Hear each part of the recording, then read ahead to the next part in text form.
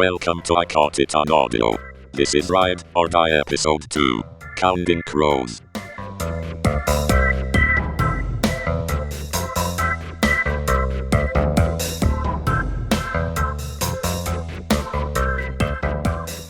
All right. Welcome back to another episode of I Got It on Audio. Today we're going to do a ride or die for the band Counting Crows. A couple months ago, we did our first ride or die for the band Weezer.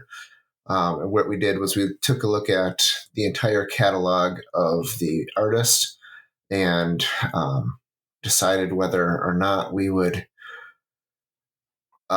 continue listening to their entire music library. Because I think for Counting Crows, the three of us, we've got myself, Dan, and Jamie here again today.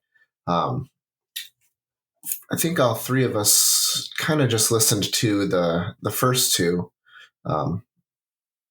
which are August and Everything After, and then Recovering the Satellites.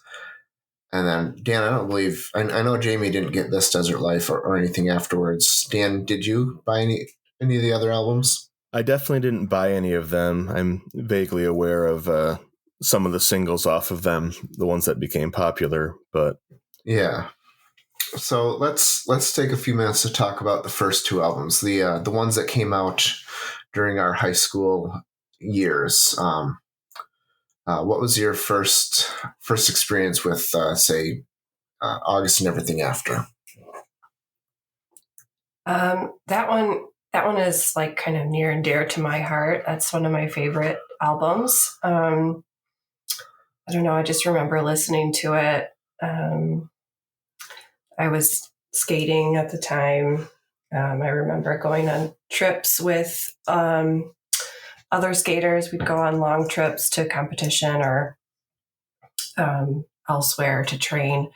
And that was one of the albums that we listened to a lot. Probably one of the first albums that I listened to all the way through. As opposed to like the hit songs. So that was my experience with that. Yeah, it's similar for me. I mean, I didn't go on skating competitions or anything like that, but it's definitely one of the first albums I remember just listening to all the way through. I would put it on when I'm going to sleep, and get all the way, probably fell asleep by the time Raining in Baltimore came on, because that's a nice slow one. And then A Murder of One would come on and I'd wake up because there's that all of a sudden complete change in tone. But yeah, I definitely spent a lot of time with this one. And it's one of the great albums, especially albums from the 90s. Yeah, I remember hearing Mr. Jones freshman year of high school, and sort of what interested me, I think, initially was like it was really sort of dense. Like the lyrics were really dense. There's he's saying a lot of stuff. Absolutely. And so then I remember that's the first time I remember noticing them. And then Dave, I think you said that the whole album was good. And I was like, all right. And so I started listening to the whole album, and it's terrific. It's interesting. It's one of those albums that feels really hard to recreate. Like those songs are all, it's like there doesn't feel like they repeat themselves at all, or that there are any throwaway songs at all in any way on that album.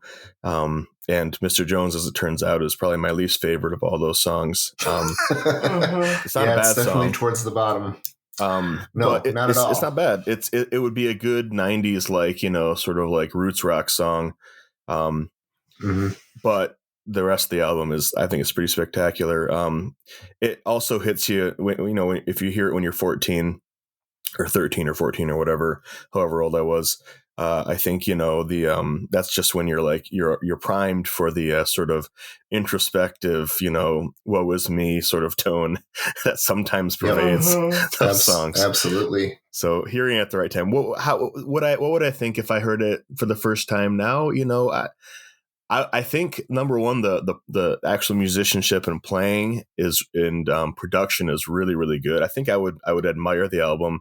I'm not sure if I would love it as much as I do, but I don't know if it does hit you when you're younger a little bit more, not just because your memories of it, but because it's the right age for you to sort of be in a melancholy state, bemoaning, uh, all the sadness around you, which every single teenager tends to experience. So it's nothing remarkable, but it's Absolutely. it's there is no song that pops up from that album that I'm not eager to hear, especially once you get past Mr. Jones. It's just so good. The songwriting, it feels like every song was written with a lot of care, and I don't know. There's not that many albums where every song feels special and worthwhile, and this is one of them. Yeah, well, the thing that's the most interesting to me about the album is the lyrics. He just has so much to say, and he says it so well with so much emotion and just amazingness. I identified with something in every single one of those songs. Whether it be um, the despair of being still wide awake at 4:30 a.m. on a Tuesday, or why doesn't this girl like me the way I like her? Just all, it's just so good all the way around. So yeah. Yeah, I because Google is so good at understanding my brain, I guess. I of course get articles that Google thinks I will enjoy, and so there was an article about Adam Duritz talking about being a songwriter, singer-songwriter, and that he didn't want to sing when he was first playing because he felt he didn't have a good voice. And so what he learned is that it doesn't necessarily matter that the highest quality voice, but what matters more is the emotion that you're conveying. And I really feel that, and especially in August and everything after. Absolutely. That's interesting. I'm sorry, Jamie, go ahead. No, that's okay. I was just going to say the emotion, whether you're a teenager or whatever, this album was really important to me just a few years ago, like maybe 10 years ago, because I was going through a change at work where I had moved classrooms like 3 times in the same year. And where I ended up was really, really hard. It was a big challenge. And so I listened to that album like every day, and the length was just right so that I would listen to half of it on the way to work and the other half on the way home. And then it'd start all over the next day. And so, yeah, I mean, I think that emotion, whether it's a teenage emotion or, something more serious or something that hits you later, I think that you can really feel that. Yeah, I mean, I think it's really easy to be sort of like cynical and snarky about when people try to be really earnest, which is what Adam Duritz, most of all on this album, but generally speaking, he wants to be very earnest, and it's easy to poke fun at that. But if you can get something out of that, like Dave mentioned, identifying with something in every song. You mentioned just wanting to hear it to sort of like, even as an adult, to sort of like give you a little bit of like, I don't know if it's comfort or familiarity or just like someone else expressing without sort of being particularly ashamed of being really emotional about it. I think that's really effective. And I think what I was going to hop in with earlier is, you mentioned emotion, particularly on August and Everything After. He did a lot of like weird vocal things, like yelps and yells, and for some reason, it always makes you think of Axl Rose, who loved to put little weird vocal things at the end of songs too, even though they couldn't be any different as far as bands or singers. Oh no. but yeah, and I think that got mostly polished off as time went on. But he really was. It felt sort of like not only was he not too worried about being earnest, but he wasn't like too self-critical about, sort of like going for weird stuff. And it makes the songs more distinctive and interesting. And I don't know, it really makes them stand out in your head. And that sort of like, you mentioned him delivering emotion being the most important thing. I feel like a lot of those weird things he would do were really sort of like completely inarticulate expressions of emotion.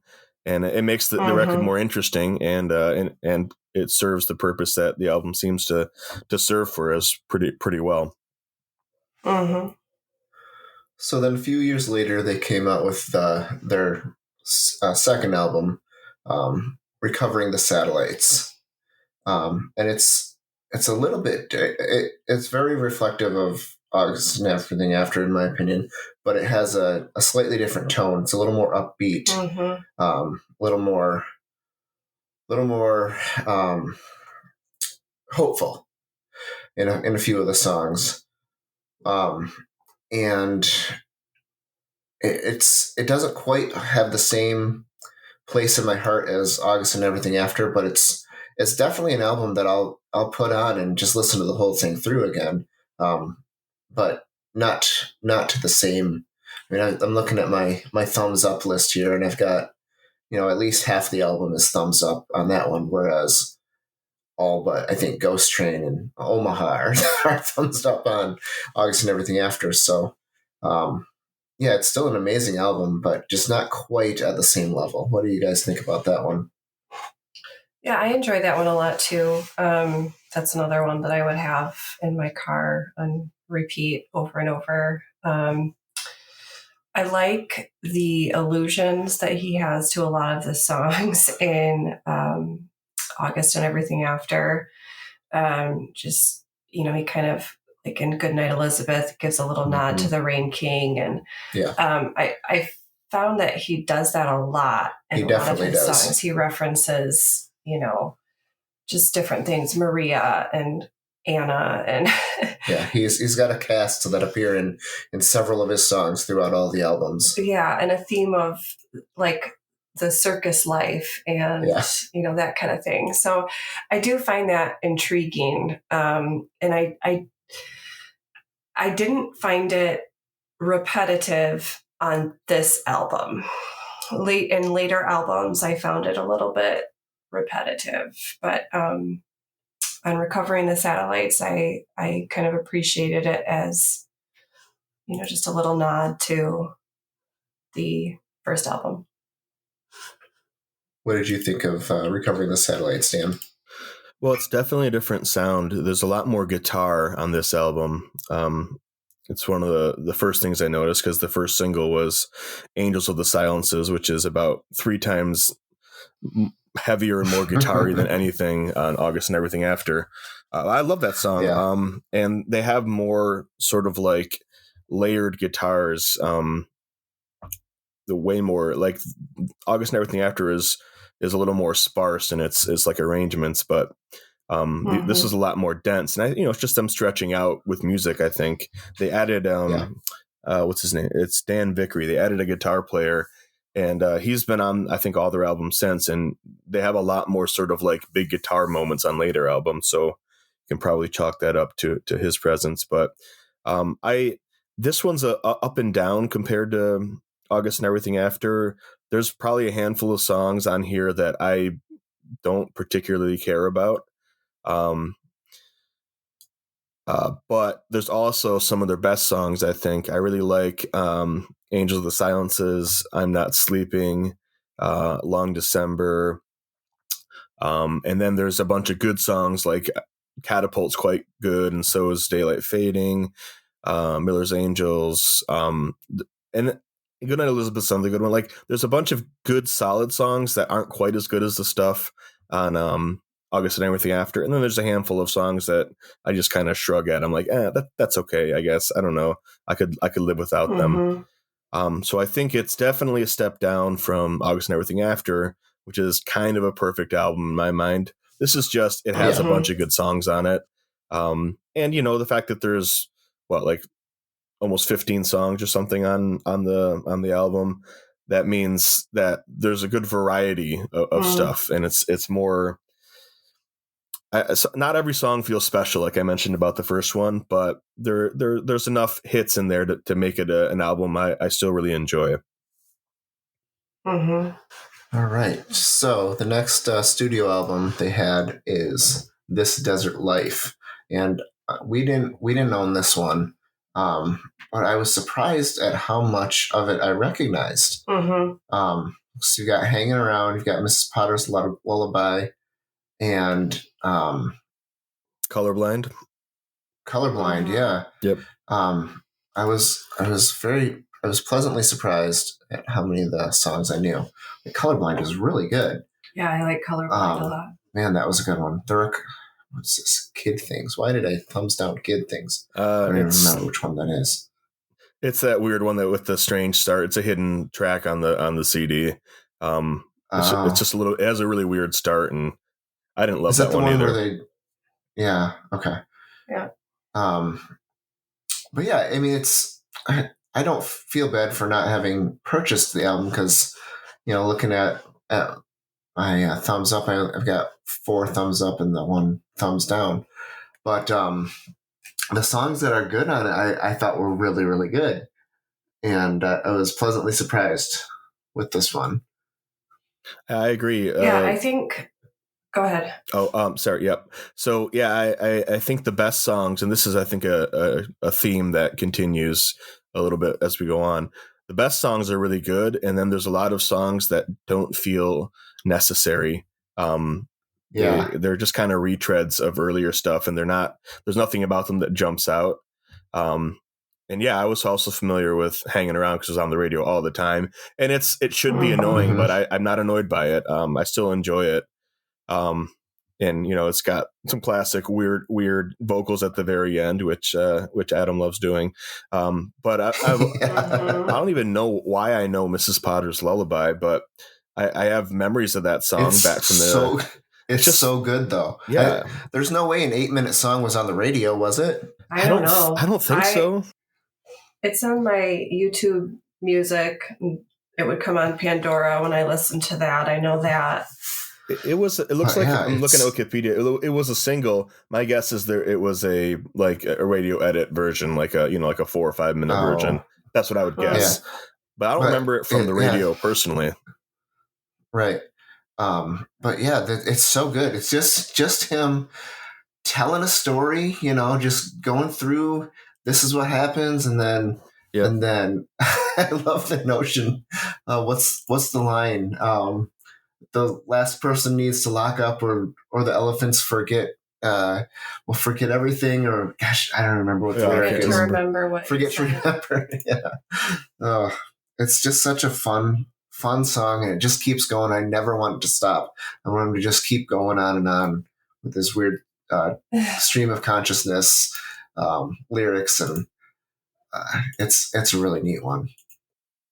Well, if you want to hear an interesting fact about this song that I didn't know, the Mrs. Potter is that actress Monica Potter from like the 90s and early 2000s. She's blonde. I can picture her, but she's not the most famous actress in the world. And he wrote it without having even really met her. And then they ended up meeting later, but they became friends. But like it's towards an actual person, which I don't know if that's helps my enjoyment or not. But that's funny. But it's funny how sometimes songs that are kind of long don't feel too long. I think there's an art in that. I mean, I enjoy long songs quite frequently, but I also know that sometimes you don't need the song to be as long, and this one feels like it's the right length. You don't get tired of anything. I wouldn't. There's not a single beat that I would take out of that one. Yeah, no, that's a really great. It's just like it just has a nice melody, a nice sort of like tempo, and it's just enjoyable. Colorblind's, one of those classic, mopey things, which sometimes is the exact right thing, and one Absolutely. thing that Duritz is good at is sitting at a piano and being mournful. Yes, I love it when he does that. That's when he's at his best, I think. Yep. Yeah. But yeah, this is a beginning of a theme of several of their further albums, which is the top 3 or 4 songs. You're like, this is great, and the rest of it, you're like, this is entirely forgettable. Yeah. So let's talk about Hard Candy. Jamie, did you? Sorry, I interrupted you initially. Did you have anything you wanted to add on this one? Yeah. Well, I was just gonna say, I don't think I felt the need to purchase this album because, while I do enjoy hanging around, that was, the new Counting Crows song that was on the radio, and I thought, okay, what else do you have? It didn't really remind me much of August and Everything After, and so I think that for me was why I didn't feel the push to go. Not that I didn't like it, but I just didn't feel like, oh yeah, I want to go get this new album that is similar to what I like already. I like familiarity. Right. Yeah, it is a little different. I remember thinking at the time, like, oh, this is a interesting arrangement with like the really big guitar riff at the front, and then just basically sing along chorus, and it's a good song, but I remember thinking at the time, oh, this is a little different, like not like in a bad way, but yeah, definitely different enough from August and Everything After, that's for sure. Yeah, I think I like it more now that that I've heard it multiple times, and yes, I don't know, I just I agree. I didn't feel any need to buy it back in 99 or 2000, but having spent some time with it, I'm glad that I did, because it's got some great songs on it, and some songs you don't need to listen to, but it's a good one. So apparently Hard Candy had 5 singles on it: American Girls, Miami, Big Yellow Taxi, which I remember, If I Could Give All My Love, and Holiday in Spain. I don't remember that many songs from this album. Yeah, I feel like these came up a lot, and again in my streaming music, oh, you like this, you will probably like this. So I did recognize those from that. And I guess I figured that a couple of them were on This Desert Life, but when we listened this time around, I was surprised at how many I knew from Hard Candy, because I thought, like, I don't know, anything beyond This Desert Life, I just thought I don't really know anything about. Right. But. So yeah, this one I definitely didn't have as much love for. I liked, Holiday in Spain is a good one, of course. Big Yellow Taxi is a fun hit, and Good Time was enjoyable, but the rest just kind of were not that interesting, I guess. Even the Sheryl Crow one. It's not my favorite. No, I don't like that one that much, but I don't hate it. Some of the songs are okay in a sort of, I've heard a better version of this from this band kind of way. Exactly. We're into that territory now where it's starting to repeat itself, and it doesn't seem like there's a purpose for it. Yep. Holiday in Spain I liked. That's maybe my favorite song on here. I actively dislike Big Yellow Taxi. That one has bugged me. I thought you might. From the first time I heard it. I don't know. Like, I don't really love their version of it, but the addition of the bop bop vocals, I don't know. And it's not that I have a huge issue with Vanessa Carlton or anything. I just don't like that song. It just adds up to, nope, I don't like this. Yeah.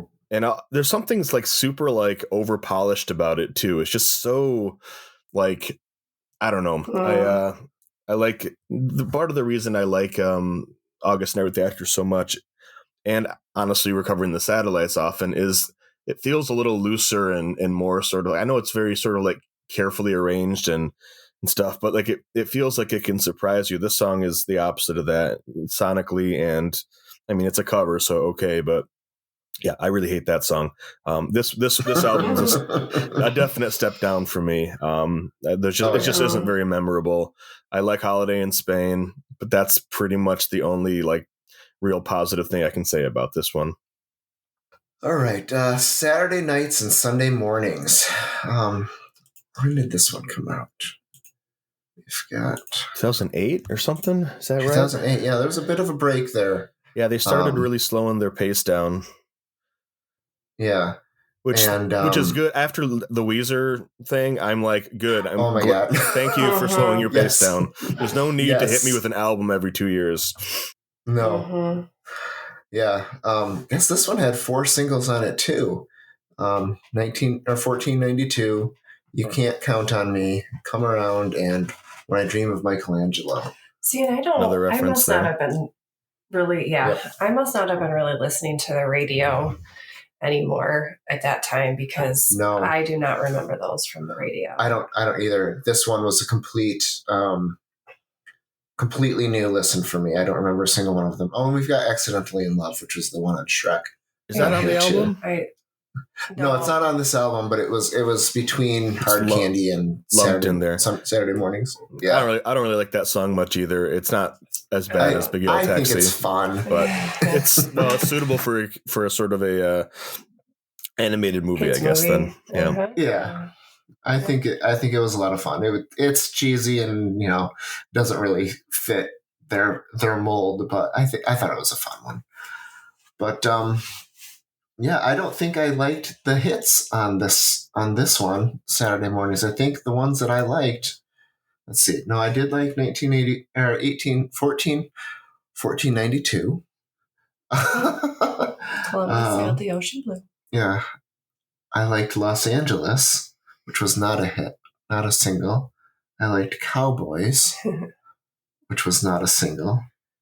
And I liked On a Tuesday in Amsterdam Long Ago.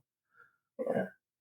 The only one that kind of sticks out to me, I enjoyed this one. It was kind of like background music and, just pleasant and on in the background. Yeah. But the one that, and again, I listen in my car on the way to work. So the only one that stuck out to me as being like, I looked and I said, okay, what's the name of this song? Is the Le Ballet d'Or. It was just so different. And I don't know, I kind of enjoyed it. It was very kind of dark, but kind of light. I mean, it was very interesting. So that's the only one that really sticks out to me on that one. But I can't say that I didn't enjoy listening to this album. It was fine. Yeah. I rather like this one more than some of their other ones. What I liked about it, the sort of premise of Saturday nights and Sunday mornings, with the title is played out, and the first half or so of the album is like, rock songs like, Saturday Night. And then the back half of the album is much more like sort of like country or, folky leaning stuff like, Sunday morning, I guess is the idea. And I think the songs that the Counting Crow stuff that I don't really care about is the stuff that's in the middle. I just don't think that they have anything to say in that sort of space anymore. They've already said it quite well, and they don't need to keep making those songs. But I really like the way they layer guitars when they're doing like guitar songs, and that's what the first half sounds. So I really enjoyed the first half. The second half is much more sedate, obviously, and I enjoy it when they sort of like go for being more, almost like ballady or like, sort of like, country slide guitar stuff. I think that works well. I like this album because it sort of like gave me the more extreme sides of their sound, which is what I like more than the sort of stuff in the middle for the most part. So I kind of enjoyed this one. This is maybe one of my, after This Desert Life, this might be my favorite of their later albums.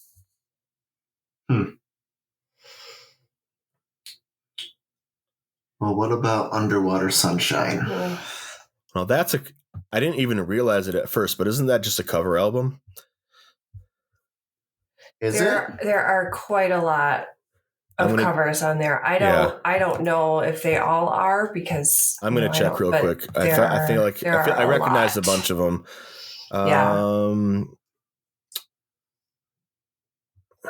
Amy, Ooh La La, The Ballad of El Goodo. Wait, which Sometime Under, you know what? Did you say Sometime Under Waterland? What was the? Maybe I'm confused here. Underwater Sunshine. Yeah, that's Underwater Sunshine. That has got to be a cover album. Yeah. Let me just double check though. Yes, it's cover songs. It's all cover songs. I recognized a few of them. Okay. And I wasn't very excited about any of the songs on this one. Yeah. I actively disliked the vast majority of them. I could not stand it. I liked Ooh La La, but the rest of them, I've got more thumbs up, more thumbs downs on this album than the whole rest of their catalog put together. Huh. Now, I imagine when you're in a band, being like, "Hey, wouldn't it be fun to just do a bunch of covers?" And I bet that was a fun, few months, in the studio, picking out the songs, going and playing them. That sounds awesome to me. From like, how does the band enjoy their year perspective? But man, the results don't tend to be that good in these situations. I think the band probably really enjoyed themselves, but if it's just so forgettable. Sure. And they didn't do. Dave, your rule is do it different, or do it, make it striking if it's a cover, right? But none of these are very striking. It's just kind of no. It all sounds kind of the same. They're all country versions of these songs that I didn't know any of them. I don't think I recognized a single one of them as a cover. Maybe I thought that I'd heard it before, but yeah, it came to me over time as I was listening. I was like, I know I know that's a cover. And I'm like, oh wait, and is that a cover too? And eventually I looked it up and I was like, oh, they're all covers. Well, okay, they all sound like Counting Crows, and like that specific mid-tempo-y kind of Counting Crows that I don't really need more of. And so yeah, this one didn't do it for me. Yeah, no, it was rough. I skipped through that one a lot. All right, Somewhere Under Waterland. Somewhere Under Wonderland. Yep. I'll be honest. I don't know if I even listened to this one. Somewhere in the middle there, like it was on Underwater Sunshine. I kept thinking like, oh, I haven't listened to this one yet, so I'll start here. And then I'll realize like, oh no, I did listen to this. And it just kept going in this loop. Yeah, that's Hurley-Burley syndrome. Like, yes, exactly. Yeah. It's forgettable, and you're like, no, I did see this. No, dang it, Yes. Yeah. And so was this the one that was overly country? This one was quite country as well. Or was it more the covers? The covers were extremely country, and that was the really hard part for me. Yeah. This one was just bland. This definitely had some country tones to it. Yeah, they always do. Possibility Days. I hated Earthquake Driver. That was a single too. But it was just meh. Yeah, the whole way through. Very, very forgettable. And like, I kind of remember Palisades Park. And I remember not really liking John Appleseed's Lament, not like hating it, but being like, I don't know, this is kind of dumb. And that's how I felt about the whole album. It's not like awful, just I don't know. It doesn't. It feels like it has nothing new to say. I mean, I'm sure that they would argue differently from their perspective, and that's of course totally fine. If they can keep making money making albums, they should keep doing it forever. But this one felt pretty sort of bland and forgettable to me. Yeah. All right. Then there is actually a brand new album just came out in 2021. Yeah, it's an The EP. Butter Miracle. It's just a 4-song little EP. I guess they said that they're going to release the volume or the Suite 2. Suite 2. Yeah. And then that'll be the whole what album. I heard. Yeah. So who knows? So I was confused. Yeah. I was confused on this one again because it actually does repeat. And I was like, what the hell kind of, like nonsense am I into here? But no, once I realized that, okay, it actually is repeating and I wasn't going crazy. This was okay. Counting Crows is gaslighting you. Yeah. Yes. You haven't heard this song before, or have you? Wait, I thought this one went right into the next one. Yeah, it is kind of neat that they released it as just kind of a concert, if you will, type, studio concert, of course, but with the songs just all kind of flowing right into each other, one into the next, and then they also cut them as singles. I thought that was kind of neat. Yeah, yes, but like when you're listening to it, not paying attention, that distinction is completely like missed. Like, I struggle while I'm in the middle of the radio edit version and the other song to tell the difference, because I don't think there really is a difference. And again, this is just the YouTube playlist that we were listening to. I imagine that you wouldn't, you would just listen to the 4 songs as they were recorded if you had the CD or whatever. I don't. Right. But yeah, that was weird to me. I was like, didn't I just hear this one? And of course I just had, and it's almost identical. This one, I heard the Elevator Boots on the radio. That's actually what got me thinking about the Ride or Die for this, for Counting Crows. I was like, yeah, they still are putting out albums, which honestly, I had not even heard of anything after what was the last one that I knew about? Last thing I knew about was Accidentally in Love. That was the end of Counting Crows as far as I was. Yeah. I had Saturday nights and Sunday mornings come up on my streaming playlists. Yeah, I think radio stations. I think Hard Candy's the last one I'd even heard of. Hard Candy's last album that I'd heard the title of at any point. Yeah. But yeah, this so it was a bit of a surprise because that's 20 years ago now. That I was like, I mean, I knew they were putting stuff out, broadly speaking, but like I didn't really like, I just hadn't paid any attention. And let me just say a couple things about this. Number one, like, I heard the Elevator Boots song on the radio, and it feels like a Counting Crows song, but like a latter day Counting Crows song. We're like, yeah, this is okay. It's got all the elements in there, but it doesn't, like the melodies and instrumentation doesn't jump out enough to make it feel special. And it's in that mid-tempo mode that I often find so forgettable from them. The other songs are fine on here. They're not, it's okay, but I will say it has the most hideous album cover I have ever seen in my life. My God. It's not even ironically bad. It's just terrible. But doesn't it kind of remind you of like 90s, like Marcy Playground, that kind of thing? Like, I don't know. It has, you say that and I think you're right. It has like the feeling, the production sort of quality, but like you look at like let's not even talk about the literal butter font of the title, but but like the Counting Crows and Suite 1 stamps are like completely bland. It's all yellow and tan, and it's like it's not like bad enough to be like, oh, I get it, it's being like deliberately bad, but like like having like the photoshopped butter-faced lady sitting on top of like, how do you know it's photoshopped? Well, I mean, I guess she could be holding that very buttery piece of toast in front and lying on top of amazing piece of butter toast ever. Yes, lying in front of flowers, candles, other types of flowers, crystals, and then on top of like a rock formation that is clearly way bigger than she is. It is like, who cares about album covers? But that is one of the worst I've ever seen in my life.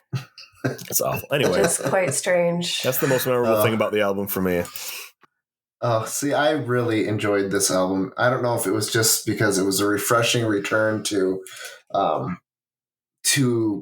their the stuff that I liked, the sound that they liked after 2 albums of country terribleness, or what it was. But man, I thought it was really fun. It was just 4 songs, just kind of all written together, with a common theme that just kind of flowed together nicely. I thought it was a very enjoyable 20 minutes of music. And maybe there's the key. They only were 4 songs, so you couldn't get tired of the sound. I don't know. You're not wrong. It's perfectly fine. It's just it didn't really stick in my brain very much. Yep. Any other thoughts on all these albums? I guess I'm, ready to just go back to my first 2 albums. The only other one that I would probably put on is the Saturday nights and Sunday mornings. That would be the only one that I would be really excited to listen all the way through.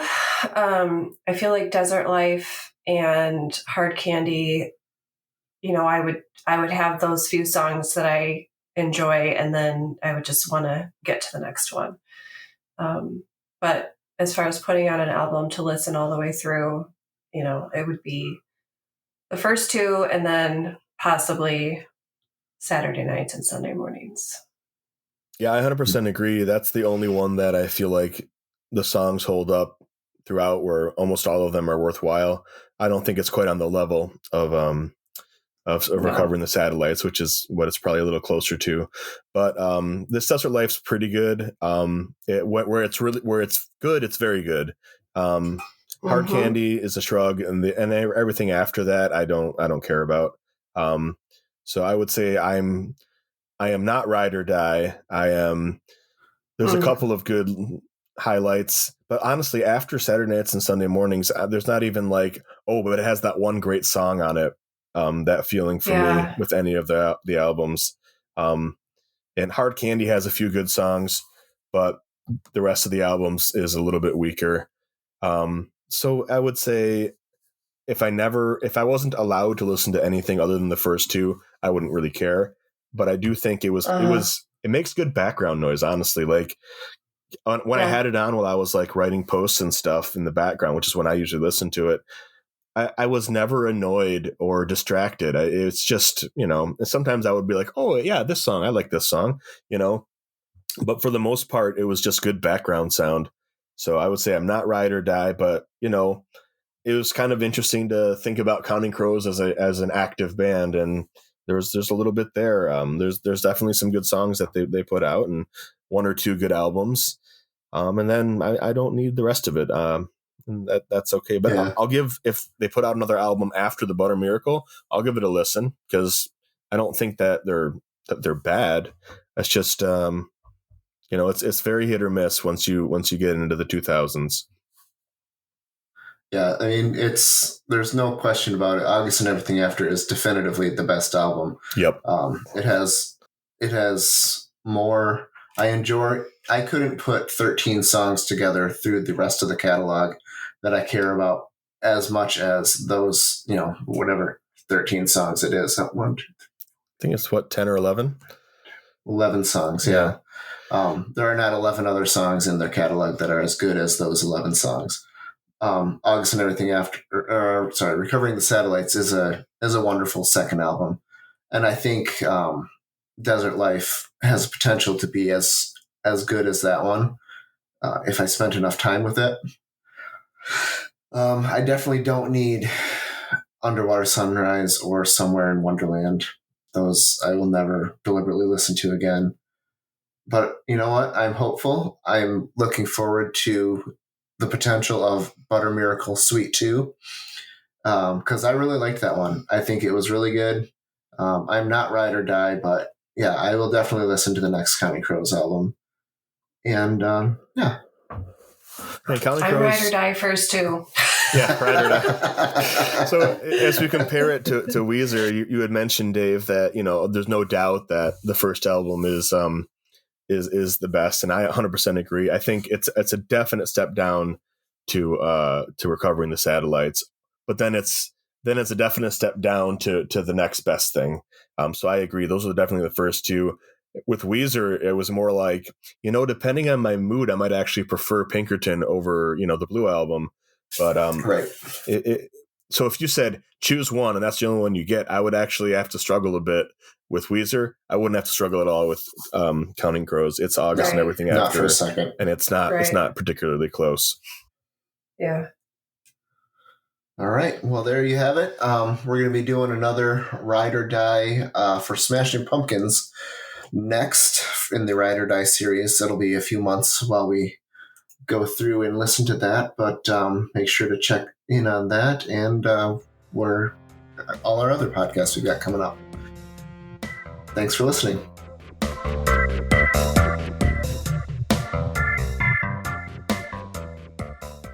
I caught it on audio.